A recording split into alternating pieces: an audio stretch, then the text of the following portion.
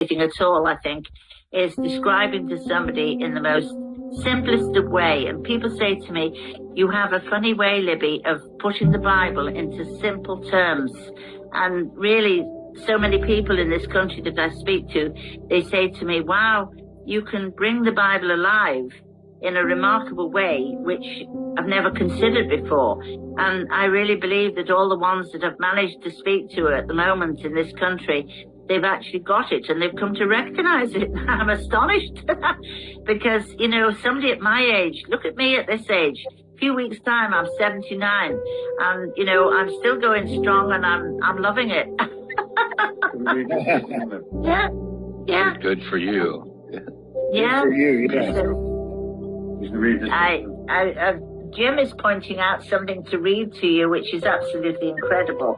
And it's from that passage in,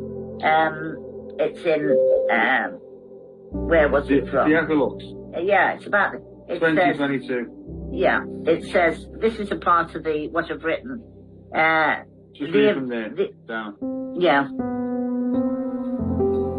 Right. This event on the 16th of March yearly is what we term as equilux, which in Jeremiah 33 verses 20 to 22 is a covenant. It signifies that just as the regular cycle of day and night is constant and cannot be broken, so too is Yahuah's covenant with David and the Levitical priests who were anciently consecrated during a 7-day period, commencing on the 16th of March, Equilux Day, and having completed all 7 days of their ordination, the priesthood are now ready to serve as priests on the first of their 7th-day Sabbath of the new year, and this first Sabbath being for the priests their, T-H-E-I-R, 8th day of their consecration, Ezekiel 43:27, and when these days are completed, it shall be on the 8th day, which is, if you've got to put the nought in, you have to have a nought in it to come to an 8th day, and thereafter that the priests make your burnt offerings and your peace offerings, and I shall accept you, declares Yahuah. I think that's just amazing. But that passage in 1 Samuel 20 and 21, it's the absolute proof, the total, utter proof of where the Sabbath is, that it's no Wednesday and it's no moving forwards a week. It literally, you know, the priesthood were to bake the showbread to be placed on the table of the presence for the Shabbat. But mainstream churches says, we will eat our own bread, Isaiah 4 verse 1. And the key to the whole thing with this calendar is I am excited. You can probably tell I'm excited. And people say, we can see your enthusiasm, Libby. And yes, I freely admit I am so excited because I'm dancing from the ceiling right now because literally I believe with all my heart. He says I'm nuts, and I am nuts. I freely admit I'm nuts. But literally I am dancing from the ceiling because I know I'm not wondering with a question mark. I know. And it is not with any arrogance or pride or anything. If I can prove from the scriptures that something is right, I know I have found the true Sabbath, and I have found the true Sabbath, and it's found in 1 Samuel 21. It's the knowledge of the priestly courses, and when he gives him, David, he gives him the showbread. It's on the Shabbat. It's on the Shabbat. Baking the hot bread. Yeah. David left the field on day 2 of the month, and when he arrives 3 days later at Nob in chapter 21, it's N-O-B. He arrives and Ahimelech says, what are you doing here? Are you alone? And he says, I'm hungry, I need some bread. He said, give me 5 loaves. So he's got 4 men and himself were starving hungry. And Ahimelech says to him, he says, I can give you the bread, but I can't give you the new hot bread because it's the Sabbath. And he says, as long as you've not been with women these past 3 days. Well, if you take day 2 of the month, day 3 of the month, and day 4 of the month, that's where he arrives. And there's the hot bread. It's on the Sabbath, the 3rd day. He left the field on day 2 of the month. He traveled on the evening of day 2. He probably traveled under cover of darkness on day 3. And he arrives at the sunrise on day 4 of the month. And that is the 7th day Sabbath. It's the hot bread. That's the key to the Sabbath. I'm so excited. I'm dancing myself off the ceiling. Yeah, I found that. Yeah, I done a YouTube video on that, Jonathan and David. Yeah. Yeah, awesome. Yeah. Hey, Libby, are you? Did I catch it? Are you from the UK?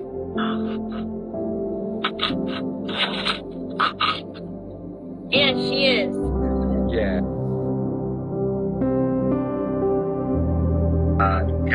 Saul tried to spear Jonathan on day 2. It was day 3 when Jonathan went out to the field to see David.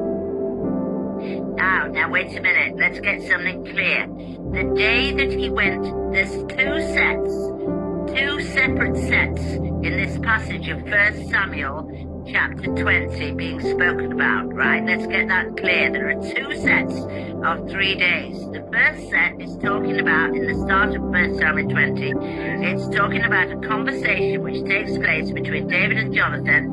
He is out in a field.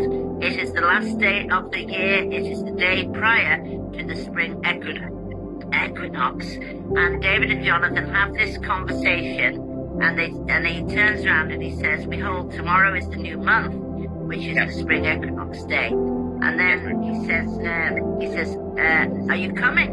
And he says, no, I'm not. I'm going to hide in the field for 3 days. So the 3 days he's speaking about is the day prior to the equinox. The day prior is day 1 of a 3-day period.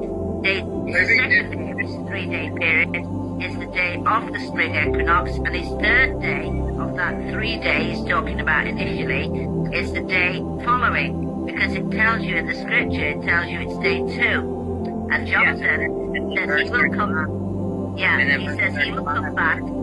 Yeah, he says he will come back to the field on the 3rd day, which is the 3rd day, which is the day after the spring equinox. He returns, but because it had actually said that he will return, he will go to the field, he will remain in the field until evening. So there was a cave in the field, and he would have been hiding in the field. But the key to all of this is that the stone is not a pebble, it's a stone, and it's called Izel. And the stone, the Hebrew meaning for this stone, Izel, is the word, it is the stone of the sign, which is from Jubilees 2, verse 9. Can I read 3 verses real quick, Miss Libby? Jubilees 2, verse 9 is the Izel stone. Hold on 1 second. You've got 24, you got chapter 20, verse 24, and then David is up in the field, and when the new moon has come. The second, and then verse 27, which is on the morrow, which was the 2nd day of the Yahuah, right? And then verse 35, and it came to pass in the morning. That's when he went out to the time appointed to David. So this is after the 2nd day. So this would be, because the 2nd day of the Yahuah was when Saul tried to spear Jonathan, because he was like, why is his seat gone empty a 2nd day? And it was already the evening time when Jonathan went to sit down with his father, and David was supposed to be there, and he wasn't there. It was already evening. And then Jonathan ran when Saul tried to Saul tried to spear him, and the very next morning, which would have been the 3rd day, counting the 1st day of the Yahuah, the 2nd day of the Yahuah, and then the next morning, which would have been the 3rd day, the day before Shabbat, Jonathan went out there and met David. Right, and I'm sorry to disagree with you, but I completely and utterly disagree, because the conversation takes place on the day, the starting, you can think to yourself, is he talking about 3 days beginning with the day of the equinox? And the answer is no, definitely, positively not. He's talking about a conversation taking place the day prior to the spring equinox. So then the next day, which was the spring equinox day, David doesn't go, but he hides in the field. Let me hide in the field for 3 days until evening. So his first day is the day prior. He's out in the field having this conversation with David, his friend. The next day, Jonathan has to go to the banquet, and then returning back to the conversation in the field the day before the equinox. This is where